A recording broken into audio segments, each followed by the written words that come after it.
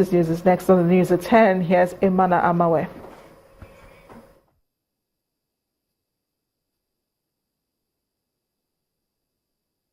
You first. First Bank.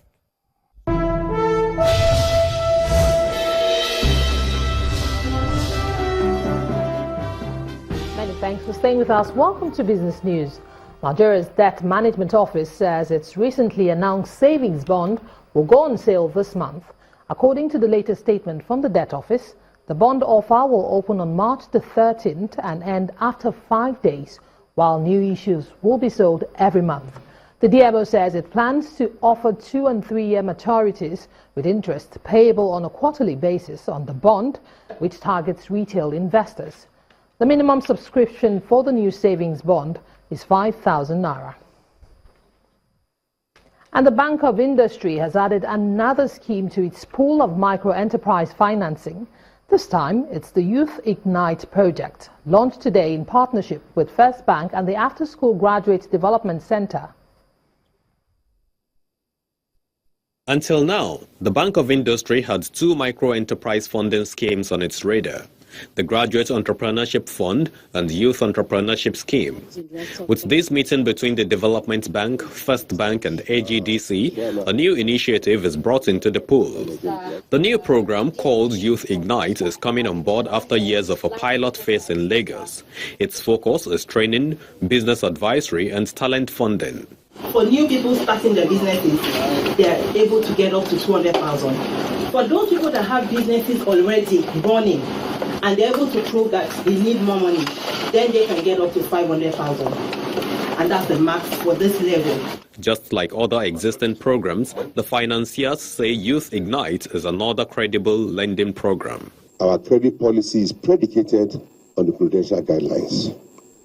And because we're a lending institution, we have to ensure that we operate within the law and operate within those guidelines. So we cannot convert ESP to SureP. The Ignite scheme will be operating with microfinance banks. And they will add some percentage, some spread, to allow them cover their operating expenses. Youth Ignite is also designed to enhance financial inclusion, and that's where First Bank comes in. Our investment in this, or our commitment to this, is first to support nation building, 2, to support transforming the lives of a population that is so critical to our nation building. Our youth are quite imaginative and highly talented, and we're going to do everything possible to continue to support them, build their capacity, train them, and make suitable single-digit, highly concessional financing available to them. Application for Youth Ignite can be found on its website, another initiative expected to create the next generation of Nigerian entrepreneurs. Market indicators went further south at the close of Wednesday's trading session on the Nigerian Stock Exchange as investors reposition for the new month as well as the first quarter. Let's join BC Adebayo for a summary of the day's transactions.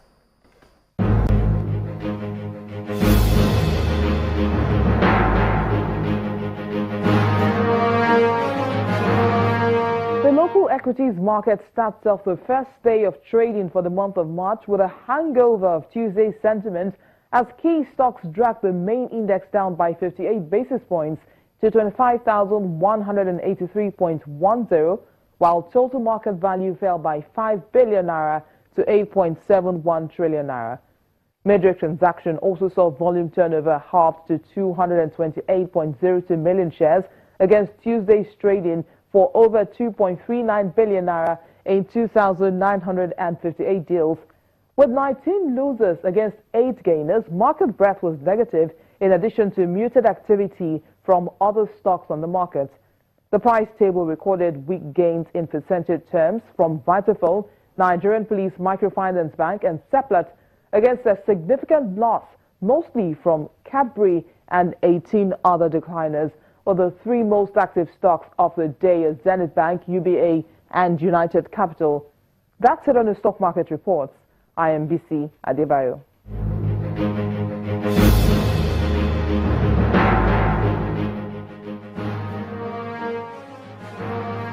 Thank you, BC. Meanwhile, most of the world's leading stock markets, especially in the United States, opened the month of March with upbeat performance as investors digest the positive speech from U.S. President Donald Trump to Congress yesterday. Here are the figures.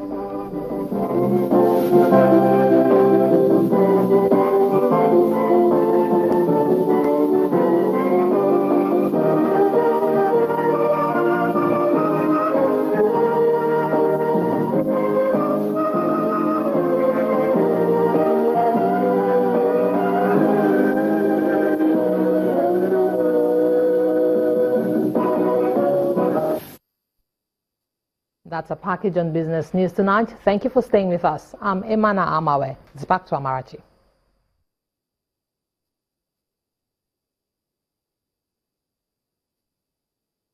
You first.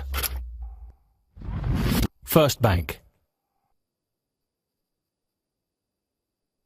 Since 2005, ShopRite, a leading retailer with supermarkets spread across Nigeria and the continent, has been trading mainly in Nigerian products. At a special exhibition of raw and processed Nigerian goods in Lagos, the management of the supermarkets explained that they are in the business of partnering Nigerians to promote their indigenous wares and encouraging the Buy Nigeria drive of the federal government. Nicely finished footwear, well-labeled beverages, processed fruits and nuts. Many see these and assume they were imported from other countries, but ShopRite's regional manager, Olufemi Oke, dispels that notion. Everything here that you see, more than 80%, they're from Nigerians, and they are manufactured by Nigerians. Suppliers of goods corroborate this view. We use 100% fruits and vegetables sourced from local farmers all across the country. We preserve fresh fruit so that they can be enjoyed even when they're out of season. Sometimes they're excited by the way some of our customers tell us they use our products. Besides just eating it as a snack, they put it in their cereal. Some of them use it for baking and things like that. Whether it's gari, condiments or plastics, suppliers say business has improved with this outlet in spite of the obvious need to maintain certain standards. For some, it's simply a relief. We are not spending much as we used to spend when we're bringing in items. So we've been able to cut down a lot of expenses. I think it's a great platform. I think a lot of people are intimidated or when they think about ShopRite. But the experience that we've had is it's been a challenge getting in because they have a certain standard. But meeting that standard is even better for the business owners ourselves. So it's forced us to become a little bit more professional. It's forced us to improve our processes on the back end. A lot of customers are very conscious of what they consumed. So they patronize and we enjoyed a lot of patronage. The regional manager gives an open invitation to indigenous manufacturers. The window of opportunity has never been closed. We guide them in the area of packaging to make it presentable, that even they can begin to export to neighboring countries in West Africa.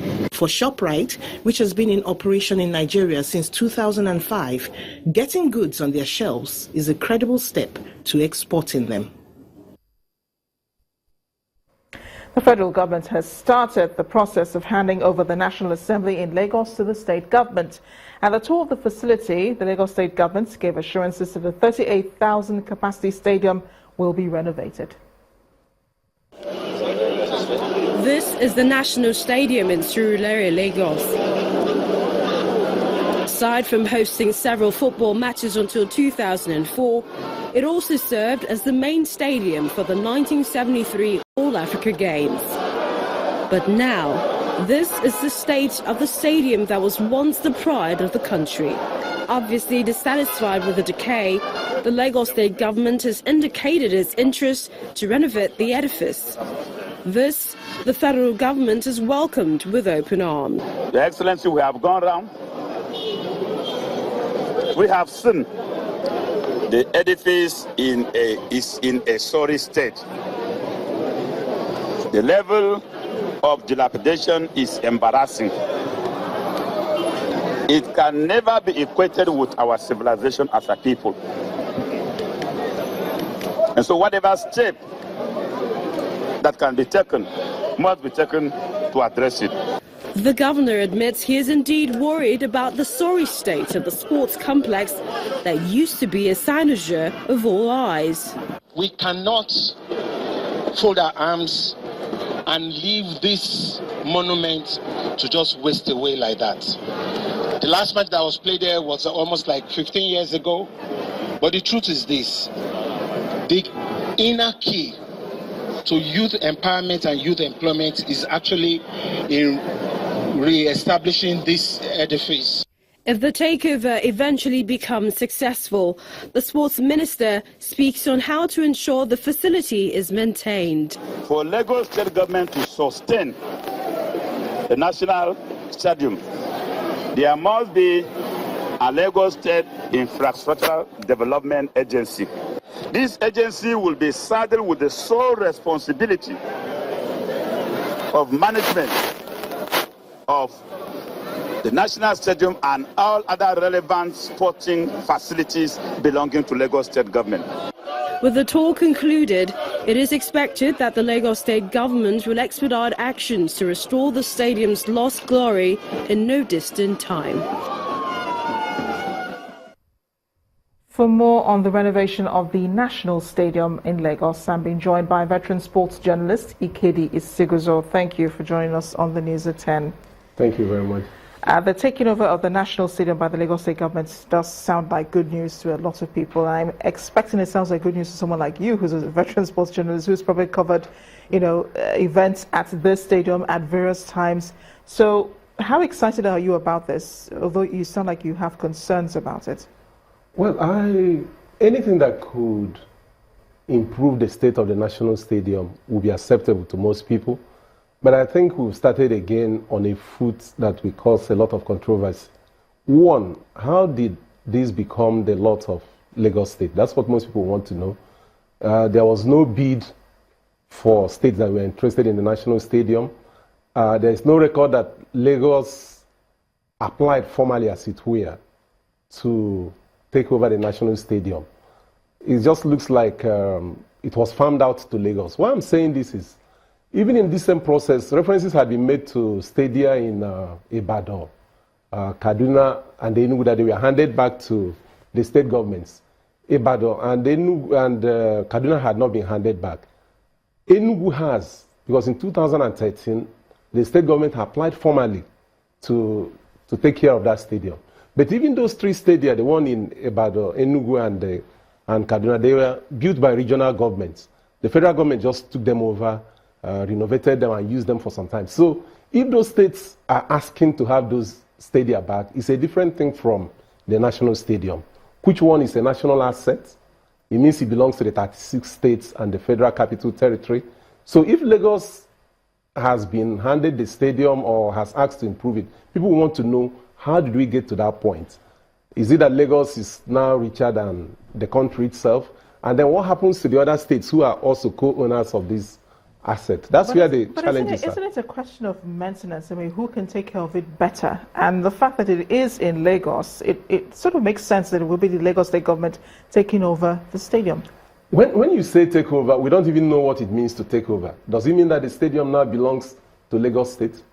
That's what we're asking. It was built with federal funds from scratch, unlike the three other stadia which were built with regional funds. So if you return them to the states where they are situated, you could say those regional governments in some way or the other had taken back this. But we're talking of an asset that was built from the scratch with federal government money. And it will really be a shame if the federal government is saying we cannot maintain our own assets. If you didn't want to do that and you wanted to lease it out or have some people come renovate it under some arrangement, it would be understandable. Not just wake up one morning, the Lagos State governor and then the minister, they take a tour of the place and then we say we're handing over. I looked through those pictures, I didn't see the key directors in the ministry there. The director general of the ministry, or the director of sports as it's called now, wasn't there. The director of facilities wasn't also there. But the minister of sports was there. Yes, the minister was there. Now, if you're handing a national asset, whether you are selling or leasing or whatever, it passes through the National Council of States. It passes through the Bureau of Public Enterprise and so on. So was that what was done with the National Stadium? Well, I guess we will never know until much later. More questions to be answered, I guess. Thank you so much, Ikedi, for joining us on the News at 10. Thank you. Well, still ahead on the News at 10, Super Eagles coach Ino Raw invites 25 players for upcoming friendlies against Burkina Faso and Senegal. Please stay with us.